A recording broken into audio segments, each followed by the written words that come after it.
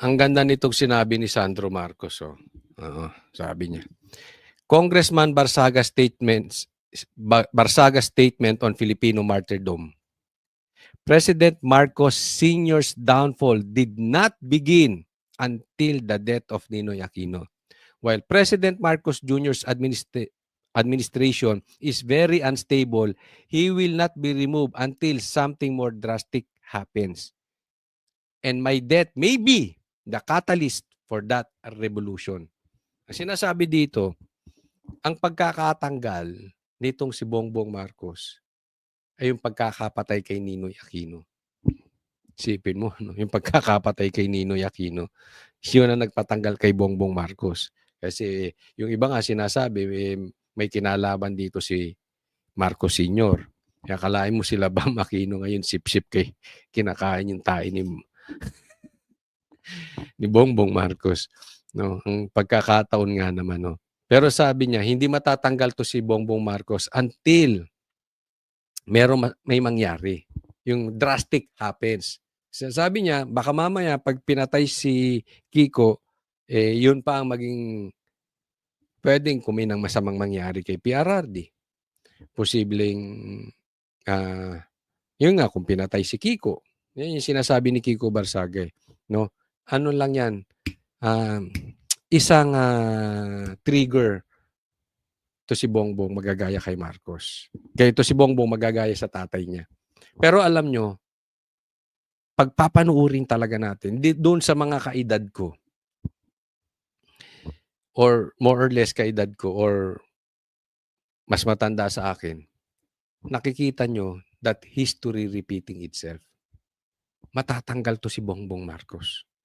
Kasi yung pagkakadiktador ng kanyang tatay, ay mas matindi ito si Bongbong. Yung pagnanakaw di umano ng kanyang tatay, ay mas matindi to. Sinisigaw ito ng dilaw, ha? Sila nagsabi, ito'y tatay niya, diktador at magnanakaw. Sinisigaw to ng dilawan. Kaya nga hindi ko maintindihan ang tayo nitong dilawan ngayon. Kinakain ng tae nitong si Bongbong. Pero mas malupit to si Bongbong. Sabi nga, yung nagawa ng tatay niya, nakarumal-dumal at panggagahasa sa mga Pilipino, it took his father 20 years. Siya, ginawa niya lang ng 3 taon. Mas malala pa yung nakawan. Mas malala pa yung pagiging diktador. Anak ng Marcos talaga, no? Kaya nga naman, kitang-kita na this is history repeating itself. Magagaya to sa tatay.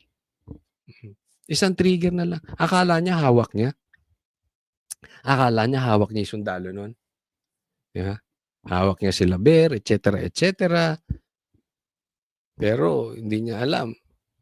Si Enrile tsaka si Ramos bumitaw. Di ba? Hindi natin masabi. Ba? One thing for sure. Kung ano yung ginagawa ng tatay niya, ginagawa niya pa rin at mas malala. So yung kinahinatnanan ng tatay niya, posible, 99% will happen also to Bongbong Marcos. Ayaw, tigas ng ulo. Dapat yan, nakita mo na yung masamang nangyari sa tatay niya. Binago niya na eh. Niredeem niya na yung pangalan ng Marcos. Hindi. Inulit niya. Mas masala pa. At alam naman niya kung anong pinatunguhan ng tatay niya. Pero siguro, dahil lumaki siya ng ganun, ang pumasok sa kanyang utak, kasi alam naman natin, ito kadalasan na, ano ang ugali ng anak? Hindi dahil sa tinuro ng tatay. Usually sa tatay nakukuha yan. Kung ano ang nakita sa tatay. Maraming ganun. Maybe not all, especially yung mga nagkaroon ng divine intervention, nagbagong buhay, pero kadalasan nagagaya sa tatay. Bakit? Ang bata kasi hindi natuturuan. Gumagaya. Kaya ito rin, hindi rin natuto na program yung utak niya. Hindi niya nakita na natanggal yung kanyang tatay. Ang nakita niya kung paano nagpayaman yung kanyang tatay. Paano siya naging diktador. Kaya nga ang sabi nito si Bongbong Marcos, Yung interview namin, hindi ko maalala kung si Doc Lorena nagsabi, pero tamang-tama o si Professor Malu. I cannot remember. Yung basta sa interview namin, nasabi, wala talaga. Wala talaga sa interest ni Bongbong Marcos ang mawala sa power sa 2028. He will imitate his father. Hanggang kaya niyang hawakan, hahawakan niya ang pwesto. Yan po ang nakakatakot at malagim na mangyayari sa Pilipinas kung nangyari. That is very, very, very, very dangerous. Ubus. Maraming magugutom na Pilipino. Pag nangyari yon at ang AFP tulog pa rin, good night sa inyo. Okay, next po tayo. Ito, pag-usapan natin na tila di umano ay medyo kakaduda-duda itong galaw na ito. Ha? Tingnan po natin. Pinasok ng NBI at Philippine Competition Commission ang condo unit ni dating Congressman Zaldico sa Taguig City para maghanap ng ebidensyang may mga nilutong bidding para sa flood control projects. Ilang dokumento nang nakuha ayon sa source ng GMA Integrated News at nakatutok si John Consulta. Sa bisa ng isang inspection order na inisyu ng Makati RTC, pinasok ng NBI at Philippine Competition Commission ang condo unit ni dating Representative Zaldico sa BGC Taguig City. Pakay ng NBI na makakuha ng mga documentary evidence na magpapatunay sa umano'y naganap na bid rigging kaugnay sa mga flood control projects. Sa kanilang pag-akyat sa penthouse floor ng condominium, sinalubong na sila ng 7 abogado ng SunWest at Zaldico. Doon, nilimitahan ng mga abogado sa 8 ang bilang ng mga operatibang maaring pumasok. 6 na ahente ng NBI, isang taga-Philippine Competition Commission at isang sheriff ng korte. Ayon sa aming source, may nakuhang mga dokumento na may kaugnayan sa bidding at flood control. Sa ngayon, ako lang medyo duda ako sa nangyayari ngayon. Alam naman natin ng ang NBI ay dating under kay Boying, no? Yan sa at iisipin po nyo, okay? Sinearch nila yung bahay na parang meron silang inspection court order dito sa condo ni Zaldico. Pero may nag-aantay ng abogado. So, ang punto rito is alam ng lahat. Alam ng abogado na may pupuntang NBI at yung NBI, alam nila yung pupuntahan nila ay may nag-aantay na abogado. Most probably. Alam man nila or hindi, ang issue dito, kung may tinatago dyan, dapat kinuha na yan eh. Hindi ba? Hindi, it's against human nature na merong ebidensya siya dyan sa kondong yan na alam ng pupuntahan ng NBI na hindi itatago. Ayoko pag-isipan ng masama itong mga NBI. Pero baka mamaya, ito ay stage. Baka ito'y drama. Ito'y palabas. Kasi anong makukuha? Dahil kung alam mong yung amon nyo na si Zaldico ay hinahabol na ng batas dahil sa mga pasabog niyang sinabi niyang magnanakaw ang pamilya Marcos, asawa, bayaw, anak, pinsan magnanakaw.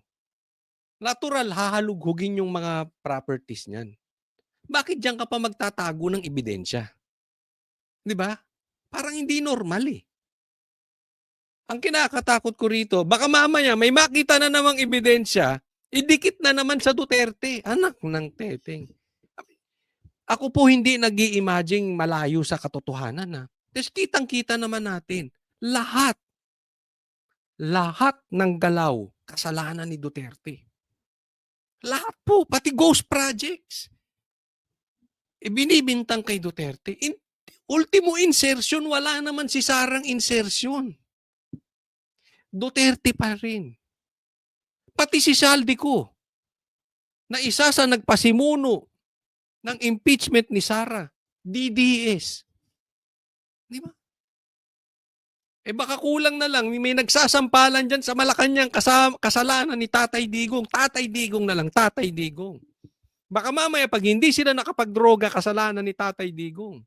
Baka pag hindi sila nakapagtalik, kasalanan ni Tatay Digong. Baka pag iniputan nila yung asawa nila sa ulo, kasalanan na naman ni Tatay Digong. Ganyan po naman ang nangyayari. Tama po ba o tama-tama? Ewan ko sa inyo, gusto ko marinig ang inyong mga komentaryo patungkol dito. Ilagay niyo po dyan sa comment section. Baka ako nga lang eh. Baka ako lang nag-iisip. Ulitin ko, hindi ko pinagbibintangan itong NBI. Pero ugali ko pong magtanong. Karapatan ko magtanong. At ako'y duda rito. Well, anyway, bigyan natin sila ng pagkakataon. Pero baka mamaya may nakita silang ebidensya. Tapos magtuturo na naman sa Duterte or mga kakampi ng Duterte or mga maka-Duterte na naman. Tapos lihis na naman tayo. Lumayo na naman tayo dun sa mastermind. Di ba? Kaya tingnan natin. Kasi pagkaganyan ang kalalabasan ng resulta na nakuha nilang ebidensya, at least as early as now, sinasabi ko na sa inyo. Hindi na po kapanipaniwala yan. Tanim ebidensya yan dyan. Mag-iiwan ka dyan ng ebidensya? For bidding? Kalokohan sa bidding? Na bawal? Oh. Sino niloloko nyo? Anyway, antayin natin. Ano magiging resulta? Sinelyohan na ng NBI at PCC ang mga dokumento na nakuha at nakatakda itong i-photocopy bukas. Ang limitasyon kasi ng inspection order kumpara sa search warrant, di maaaring basta kunin ang makikitang dokumento, pero maaari itong eksaminin, kopyahin o kunan ng litrato. Ayun. So yun ang pinagkaiba ng search warrant. Yung search sa search warrant, yung makikita ang ebidensya, pwedeng kunin. Inspection order, hindi. Picture mo lang, kopyahin mo. Busisiin mo. May naabusisi ba kayong Duterte? Baka kasalanan ni Kitty. Baka nag-selfie-selfie si Kitty dyan sa kondo. Kasalanan ni Kitty. Kayo, lahat na lang. Lahat na lang sinisi nyo sa Duterte. Ayon sa NBI, pag-aaralan kung paano magagamit ang mga na-recover sa unit ni Zaldico para sa Ulitin ko hindi yung NBI inaano natin dito. Dahil may mga kakilala po tayong NBI, matitino yun. Matitino. Kaya lang yung nasa ulo, baka mamaya may utos sa itaas. Anyway, abangan na lang natin. Kaya lang meron talaga mga kakaibang galaw eh. Diba? Halimbawa, ikaw si Zaldico, mag-iiwan ka pa ba ng ebidensya noon? Hindi. Sa daming pera niyan, dami niya na inutusan. Alisin nyo na yan lahat. Linisin nyo na yung kondo. Lahat ng bahay ko linisin. Ilipat yan kung kanino. Doon pa lang may nag-aantay na abogado di dapat doon pa lang nilinis na kung may madidiscovering illegal.